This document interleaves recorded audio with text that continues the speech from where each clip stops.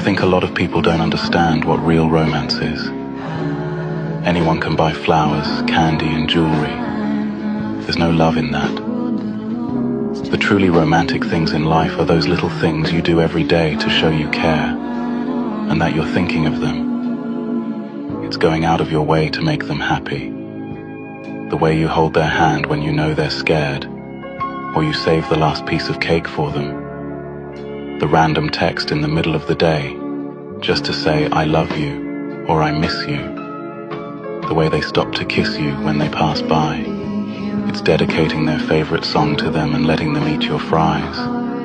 Telling them they're beautiful, even on their laziest days.